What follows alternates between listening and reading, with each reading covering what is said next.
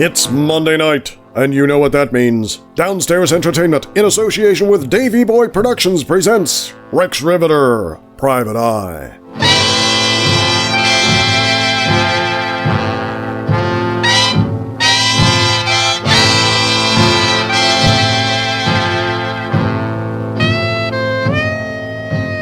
This season builds on the characters and plot lines from previous episodes, so if you haven't caught up, we recommend you go back and listen to the episodes you missed. We'll be here when you get back.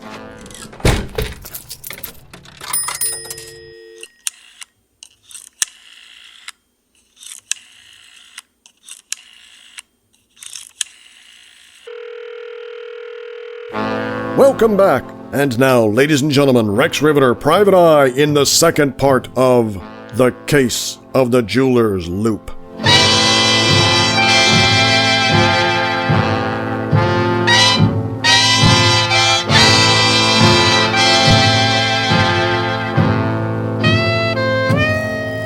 Boss? Yeah? Did you hear me? I heard something. I'm just not certain what you said is what I heard. Care to run it by me again? While you were out, we got 2 calls. One right after another, just now. Some dame named Elizabeth Shore wants you to look into her fiancé's dealings. It seems he has a bit of a gambling problem and she's worried he's gotten himself in deep. And then, right after I got off the phone with her, I got a call from some fella named Andrew Blythe. He wants to hire you to investigate Elizabeth Shore.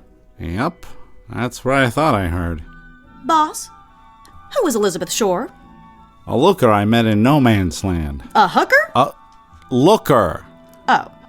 No Man's Land? An area of West Hollywood. No kidding. Why do they call it that? I haven't the faintest idea. So where did you meet her? Chateau Marmont, Bungalow 2. Chateau Marmont? Did you strike oil while I was gone and forget to tell me? That's where Jonah lives. Is that where you met this Andrew Blythe fella too? It is. Huh. What a coincidence. What? That you happen to meet 2 people who both want to hire us at the same place that Jonah lives. What are the odds? Astronomical. Well, I call it lucky. Lucky? Sure. Jonah says he doesn't want to hire you, but somehow you meet 2 other people that do. They were in the room when Jonah refused my services. What? They were both in the room when Jonah turned me down. They must have each found me in the phone book and called. Independently. Well, that is a coincidence. If only you believed in coincidences. Which I don't. Which you don't. So, what are you gonna do? Give them a call, of course. Something's odd about those 3. Wait, so who is the fiancé? What? Elizabeth Shore's fiancé. Is it Andrew? Jonah. Oh, damn! I knew there must be something. What? Oh, yesterday, when we met him at Mrs. Leibovitz's, I knew there was something going on. I thought I was just losing my touch. I mean, I haven't practiced much in the last 6 months, what with being held captive and all. Losing your touch? Believe it or not, Mr. Rivetter, some men find me quite irresistible. Undoubtedly. You have numbers? This top one is Elizabeth Shore. Andrew Blythe is the bottom. Thanks. Looks like I've got a couple of calls to make. I'll be in my office. I decided to call Blythe first. If I can get that story straight, maybe it'll help me with the second call. I dial the number on the second piece of paper, but I'm confused by the response. Hello? Hello? Hello?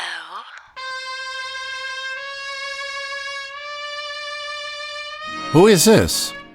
Who is this? My name is Rivetter, Rex Rivetter. The private dick. I really don't... I don't really, Never mind. Miss Shore? Well, whom did you expect? I'm not, Did you call my office? Yes, I spoke to your secretary. I'm assuming you got my message and that's why you phoned. Or is this a more personal call? Strictly professional. Good. Let's keep it that way. What can I do for you, Miss Shore? May I speak in confidence? Of course. Thank you. Mr. Rivetter, I'm worried about Jonah. Oh? What about him? Well, it's a very delicate matter. Could we meet in person? In person? You do understand what delicate means, don't you? I think I've heard the term before. Then apply it now. I will, of course, pay you for your time. Of course. How about Thursday? Thursday? But today is Tuesday. That's 2 days from now. I couldn't possibly wait that long. Oh, that's unfortunate. Because I meant next Thursday. The, 13th. Next Thursday? Mr. Rivetter, I must see you today. I will pay you double your normal fee. Double? Yes. I believe you said you make $50 a week. I will pay you $100. Plus expenses. Yes, plus expenses. Will you see me today? Do you know where my office is? Please, not there. I wouldn't want anyone to see me entering or exiting. As I said, it's a delicate matter. Of course. Can you come back to the bungalow? It affords a little more privacy. Well, I suppose I could rearrange a few things. Thank you. 1 o'clock? Let's make it 2. Oh, all right. 2 o'clock. I'll see you then. Thank you. And, will a check be all right? I don't have any cash here. A check will be fine. See you then. 2 o'clock. Oh, and one more thing. Will that police detective be with you? Not if I can help it. Here's a tip for any wannabe private eyes. If your client insists on meeting today, tell them you're booked, even if you're not. If they want you to meet at 1, tell them 2. It's your tail out there doing the work, so you set the rules. I obviously don't have anything else going on right now, other than another call. This one to Jonah's decorator. But $100 isn't a terrible way to return to business after my, hiatus. Driving back to West Hollywood will be a little inconvenient. But that's my job in a nutshell.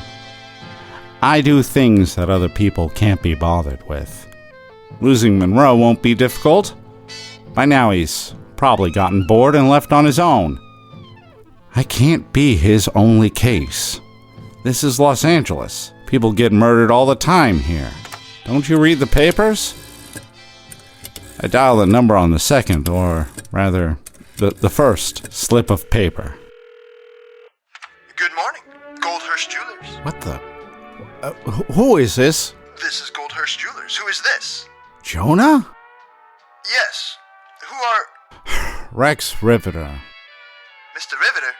That's right. Is that Rex Rivetter? Yes. How did you know? Let me talk to him. Hello? Why? Because I called him. Hello? You what? Hello? Mr. Rivetter? Andrew Blythe? Got it on the first try. Why is he calling here? Go play with your rocks. Hello? You called him? Yes, I did. Hello? And you gave him my number? Will you go polish something? I'm gonna hang up now. Mr. Rivetter? Thank you for returning my call. Mr. Blythe? In the flesh? Well, on the phone anyways. You left a message with my girl. Your girl? I thought we abolished slavery. Your girl makes it sound like... Listen to me going on. I need your help. I'm listening. Can we meet? About? Didn't she tell you? Who? Your girl. My girl? You know what I mean. Jenny. Of course. Jenny. A real delight. Although a bit scattered. But who am I to talk? You want me to investigate Elizabeth Shore. Yes. You think she's having an affair. 2 in a row. You're on a roll. And how does Jonah feel? What? About you hiring a private eye to investigate his fiancée. Well, he's aware of my suspicions, but to be honest, he's not thrilled. Then maybe I shouldn't. We should talk in person. Can you come down to the store? The jewelry store? It's more private here. Won't there be customers? Jonas, it's Sukkot. That's a Jewish holiday. So I've heard. I don't think anyone would mind if we close up for a bit. We? Well, I'm here so often. I practically work here. And Jonah won't mind any of this. Yona! You don't mind if Mr. Rivetter comes by so we can discuss that thing? Mind? Why should I mind? It's only my place of business. See? He's fine with it. How about after lunch? Say, 3? How about now? Now? I'm booked at 3. It's now or never. All right. I was going to run some errands first, but now we'll have to do. We're on Mercury between Hill and Olive. How soon can you be here? 15 minutes. You're a lifesaver, Mr. Rivetter. See you in 15. Jacket, hat off the rack, and I'm on my way out again. Well, do we have one case or 2? At this point, we don't have any. You run a heck of a business, boss. I'm headed over to Goldhurst Jewelers. Oh, you really shouldn't. But if you insist, my birthstone is aquamarine, and earrings are always nice. Or a necklace. Oh, or a tiara. And I wear a size 6 ring. You know, in case you were ever wondering. Not that I'm suggesting that you would... To meet Andrew Blythe about Elizabeth Shore. After that, I'm headed back over to Chateau Marmont to meet Elizabeth Shore about Jonah Goldhirsch. Whew, I need a program to keep up with all the players. Well, if previous cases are any indication, it's going to get worse before it gets better. That's what I like about you, boss. You're an optimist. All right, fine. See you later, sourpuss. She might have a point. I know, I have a tendency to look at the glasses half empty. Here I am, in Tinseltown, the place where dreams are made. People create a picture in their mind of Los Angeles, of Hollywood. Some save up for years just to visit. And I wake up here every morning. Maybe I should try to remember that. I live in a place that others come to vacation at. It's what drew me here, I suppose. The thought that this is a place where I could make my own wishes come true. But you can become accustomed to everything, I suppose. I was just as starstruck as anyone when I arrived. I assumed that everybody that lived here was in the movies. The gal serving coffee at the local diner? Rita Hayworth. The guy pumping my gas at the Esso station? Charlie Chaplin. The cop writing me another ticket? Wait. The cop writing... Son of a...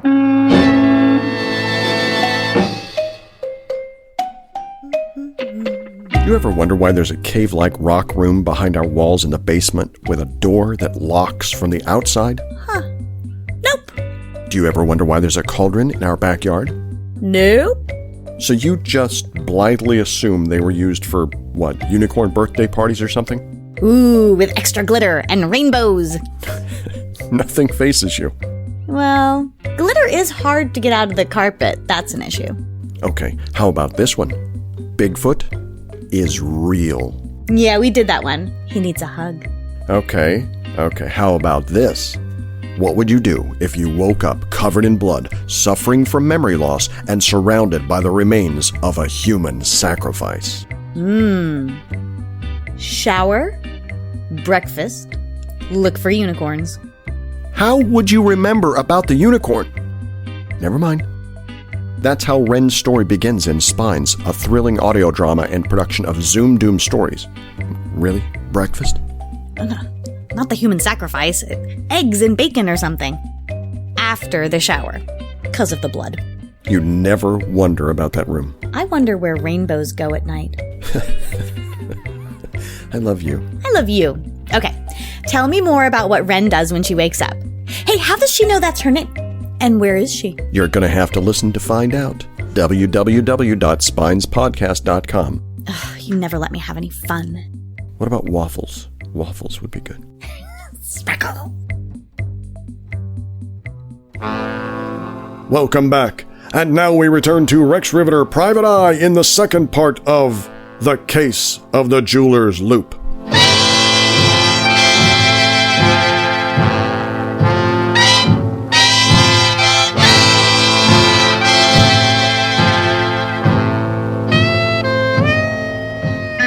Officer? What gives? Wait. Aren't you the same cop from earlier? Yep. You're not writing me another ticket for my taillight. I haven't had a chance to get it fixed. It's only been a couple hours. Nope. Not for the taillight. Then what's your beef with me? Me? I got no beef with you. If it's not the taillight, then what It's a taillight. Are you just going to sit here and write me tickets for the same infraction all day? Different taillight. What? This morning it was right. Now your left taillight is busted. What? There were shards on the ground again. But I hadn't parked in the same spot. Different spot, different shards, different taillight. Son of a... Careful. Officer, I'm obviously being targeted. Sure looks like that. Well, aren't you going to do anything? I am. I'm writing you a ticket. You're an enormous help. Wait. Are you the only cop in this town? How is it you happen to be here both times? This is my beat. You just happen to be walking by. I remember. That's when I see Monroe in his jalopy across the street. Hey, mister! Hey, mister, you're jaywalking! Well, hello, Rivetter. Having a bad day? Every time I see you. Well, then expect a lot of bad days. Don't you have anything better to do? Me? Not really. It's my day off. And what's better on a day off than a nice leisurely drive around town? What about you, Rivetter? What's on your agenda today? Me? I've got work to do. Hey, mister! Somebody rear-end you? Oh yeah? Where you headed? Mister, your trunk is loose. Thought I'd take a drive out to Catalina. Mister! A drive? Don't you mean a ferry? Catalina's an island. You don't say. Well, I don't have the ferry fare, so I guess I'll just have to drive. Care to meet me there? Are you suggesting I drive into the ocean? Mister, it looks like somebody was trying to jimmy the lock. What? Something Officer Jackie Boy says catches my attention. What did you say? It looks like somebody was trying to jimmy the lock to your trunk. Hold it right there. I'm coming back over. I sprint back across Grand Avenue. Monroe is out of his car and only a few steps behind me. Mister, you really shouldn't do that. Normally I'd write you a ticket for jaywalking, but I think I've done enough damage to you today. What were you saying about my trunk? It looks like somebody was trying to open it. See all the scratches around the lock? Like someone was trying to pry it open? Sure enough, someone had been trying to break in. But why? Maybe we should take a look inside. Huh? Sure. Probable cause and all that. I don't think that's how it works. Rivetter? Any reason why we shouldn't look into your trunk? What are you playing at, Monroe? I just want to be sure justice is served. Don't you, Jackie boy? Mr. Rivetter, do you mind opening your trunk? I slipped the key into the lock, grateful it still worked. Whoever had been playing with my car wasn't being gentle. And, by whoever, of course, I mean Monroe. Just before the lid opens, I remember the gun. Ho ho! What have we got here? Huh. It's a shotgun, Martin. So it is, Jackie boy. So it is. Smith & Wesson. Nice job. Before you get any ideas, I've got a permit for that. Do you now? Let's see. 2 shells in it. Smell it. It hasn't been fired. maybe you cleaned it. Tell me, Mr. Rivetter, what are you doing with a loaded rifle in your trunk? Shotgun. It's for hunting. Hunting? Sure, there's no law against having a gun for hunting. What do you hunt? Goldfish. Those must be some big goldfish. Do you really need something that big for hunting? Second Amendment, boys. I have the right to arm bears. Bear arms. I believe in giving the bears a fighting chance. Against who? Don't get him started. Against the goldfish, of course. I told you not to get him started. You're not making any sense, mister. Neither does hunting with a gun that big. You said so yourself. Are we finished here? Are you kidding? Driving around Los Angeles with a loaded gun in your car? Trunk. Who cares? Jackie boy? Arrest this man. It's a ticketing offense at best. Not if he resists arrest. You got a permit? Yeah? Then I think we've done enough to this man today, Martin. What? Mr. Rivetter, take the gun home, put it in a safe place. Don't let me find it in your trunk again. Yes, sir, officer.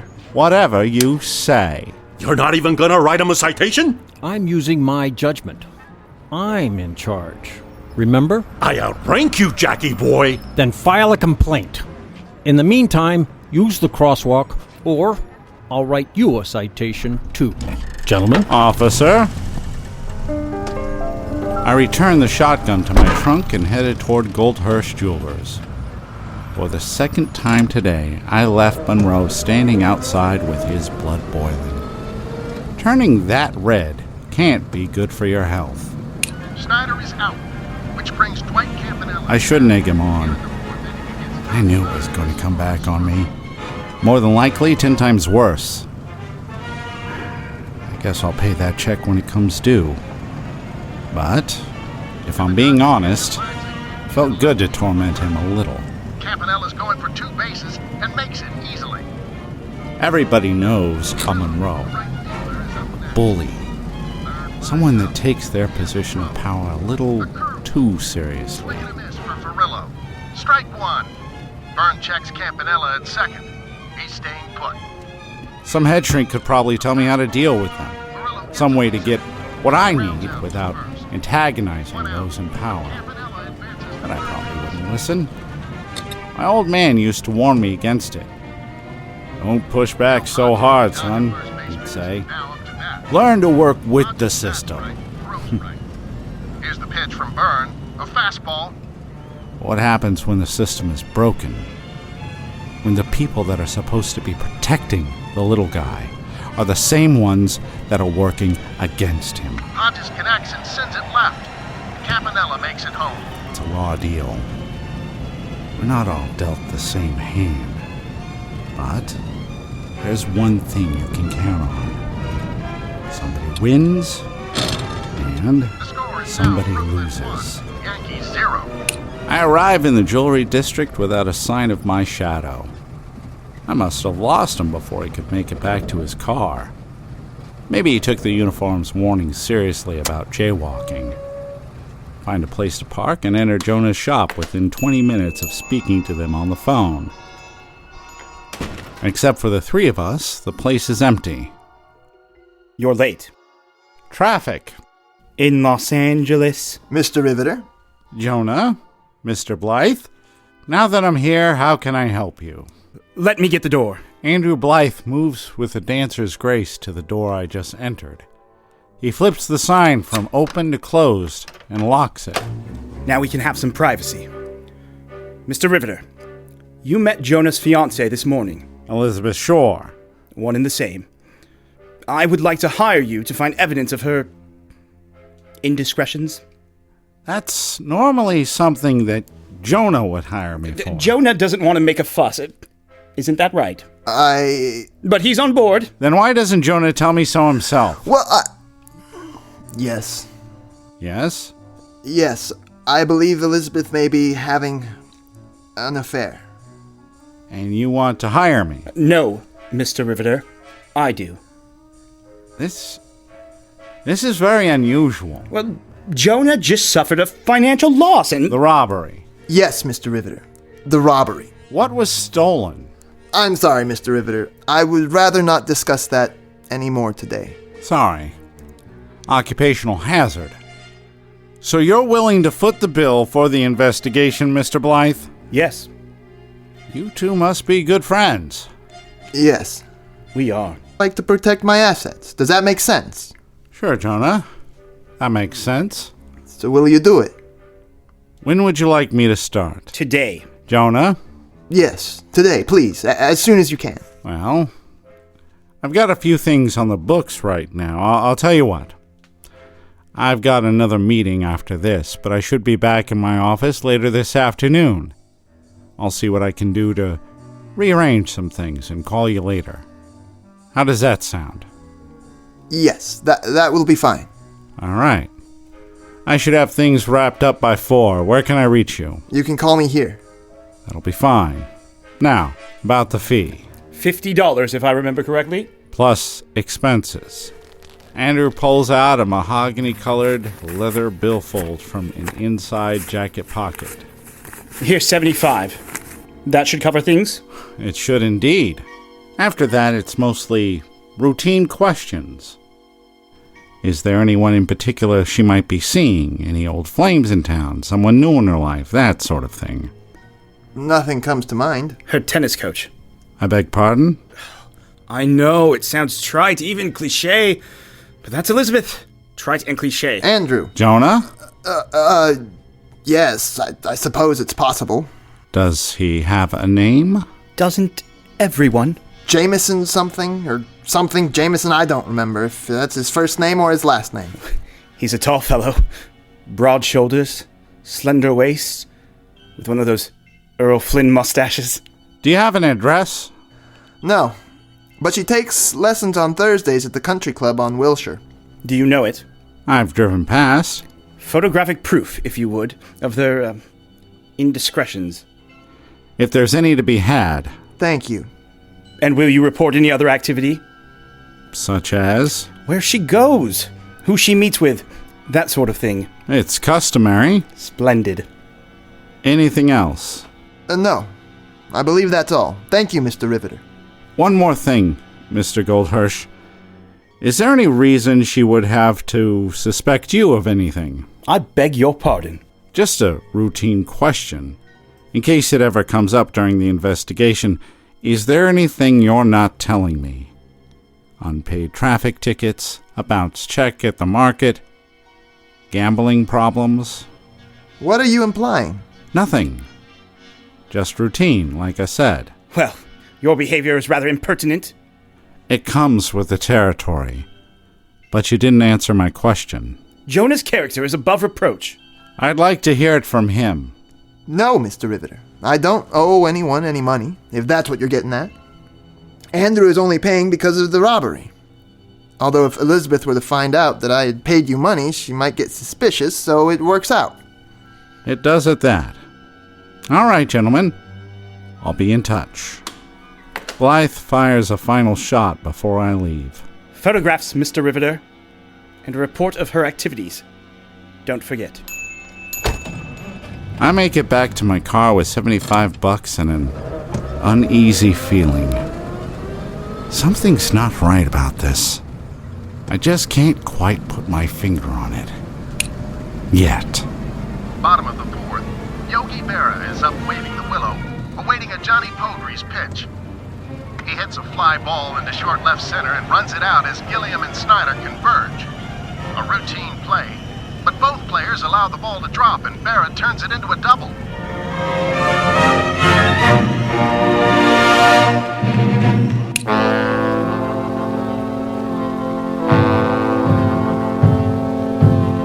Tonight's episode of Rex Rivetter Private Eye starred Randy Cool and Rhiannon McAfee and featured Adam Sheldon as Sergeant Monroe, with guest stars Tiffany Tang as Lizzie, Daniel Robinson as Jonah, Justin Allen Slagle as Andrew, and Steve Blizen as the baseball announcer.